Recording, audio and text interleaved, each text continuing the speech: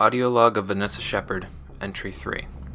After the last entry, I thought it would be a good idea to give anyone listening to this for the first time some context into my past with the Reds. My grudge with the organization started when I left them, but for a while there, I believed in their cause and the things that they stood for. I've got to save that for another time, though, because we met another ghost from my past recently. Corporal Toombs. A lot of what happened on Akuz is classified. The memorials only give a vague description of the incident, and for good reason. That sort of stuff needs to stay quiet, or the Alliance will lose a lot of public trust, but I don't have any qualms about coming clean with the incident now. After all, I lived through it. Akuz was a mining colony, a dry, hot desert planet rich with sedimentary minerals and rare elements. The colony had a good reputation, and they produced a lot of the raw materials used for construction in the star systems nearby. That is, until they dropped off the grid. The Alliance lost contact at the beginning of June 2177. No distress signal, just a sudden lack of presence, like the whole colony had just vanished. I was in the middle of my N6 training when the reports came in. Anderson contacted me not long afterwards. I didn't talk to him directly, but he relayed to me that they were looking for volunteers for a recon team to be sent there, and that he had recommended me. It was a bit of a shot in the arm, honestly. Of course, neither of us had any prior knowledge of the colony, so we didn't know what we'd find when we got there. I kind of wish we had had more to go on at the time, but even if we did, I don't think we could have prepared for what we'd find. The recon unit was 51 strong, all N6 trainees. We went planetside at the beginning of July, and, well, nothing happened. Nobody got on the comms to try to communicate with us, nothing. When we got to the colony, it was similarly quiet. Other than a few vehicles missing, nothing seemed out of the ordinary. Then we headed towards the main facility, and all hell broke loose. Apparently, the building was situated directly above a colony of thresher moths. Yes, I said colony. We fought these things one at a time so far, but on Akuz we found out what happened if more than one of those parasites landed on the same planet. There were 20 of the creatures in all based on the classified report. I remember telling our chief officer that we would be ready for anything just before going planetside. I don't think any of us believed that for very long. We retreated as quickly as we could, but the threshers were on top of us before we knew it. We went in with 12 tanks that day, but by the time we outran them, we only had 5 left. Half our unit died before we could even find shelter from those monsters. There weren't even bodies or tags to collect, just one swipe from the threshers and the tanks were history, and they just dragged them down under the sand hole.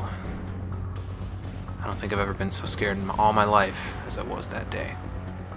Fortunately for us, the threshers generally stick to the flatlands. Apparently, burrowing through solid rock is too taxing on their bodies to do for very long. We holed up in one of the mine shafts on a cliff face about a mile from the main facility. It was a couple of thousand feet above sea level. The threshers circled the mountain the whole time we were there, just waiting for an opportunity. We all just sat in there, trying to come to terms with what had happened or how we could get away.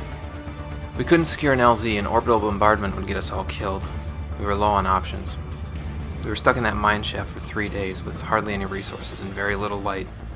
Things were getting desperate. But we were N6. We were resourceful.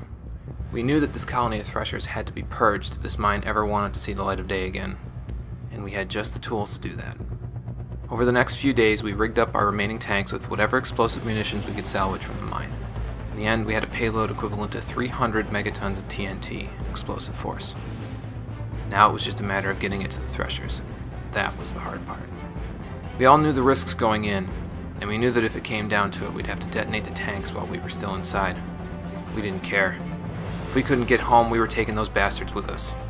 On July 10th, we fanned out in a wide formation and made a beeline for the main facility, where we figured the threshers were nesting, with the explosives. If we could draw them there, we might be able to take them all out in one fell swoop. That was the plan, but 2 of our tanks didn't even make it that far. Once they got hit by the threshers on the way back, they detonated their payloads, killing 1 or 2 each. Our chief officer was in one of those tanks.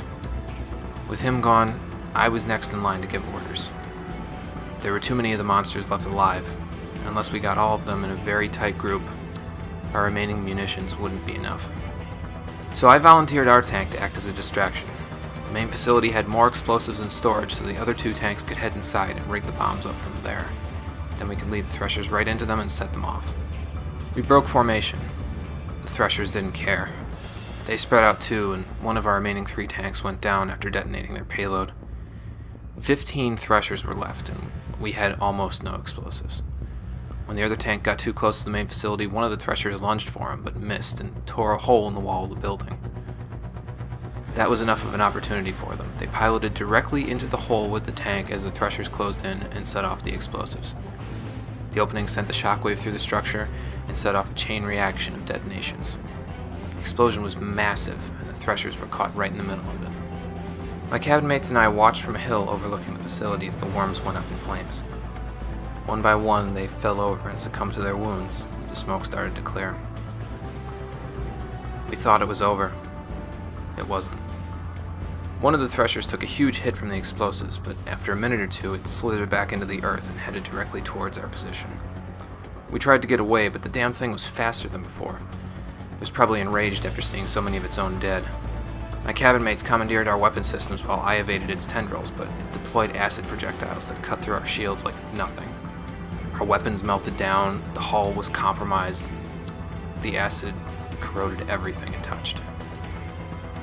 I can still hear my cabin mates screaming in agony every night when I fall asleep.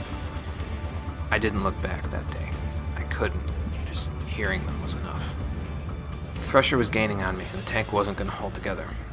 I had to think fast. At that point, all I remember was disregarding the notion of whether I lived or died through this.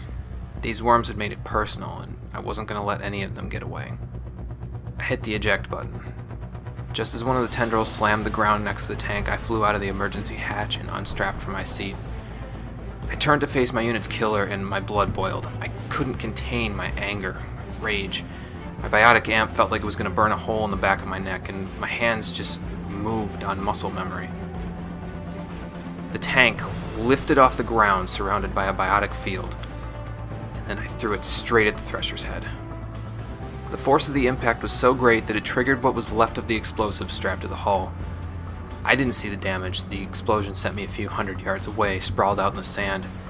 I don't know how long I was out, but when I came to, there was very little left of the thresher's corpse. It was dead. I had killed it.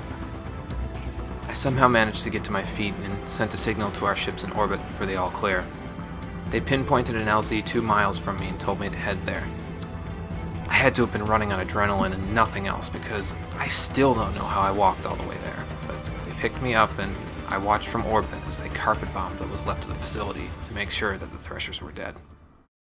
I received my N7 designation from the Academy that December. They said it was for my valor, bravery, and leadership in service and character during the Blitz and on a coups. It wasn't a shot in the arm. I shouldn't have made it out of there, but here I was, receiving a medal for surviving one of the largest massacres in Alliance history. It didn't feel like a victory. I said goodbye to a lot of friends that day.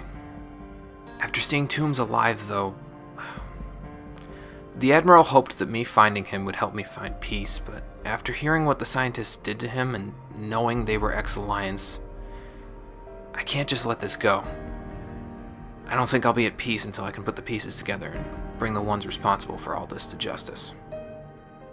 I might have to kill them myself, and as much as it pains me to stoop to their level, if that's my only option, I'm gonna enjoy putting a bullet between their eyes.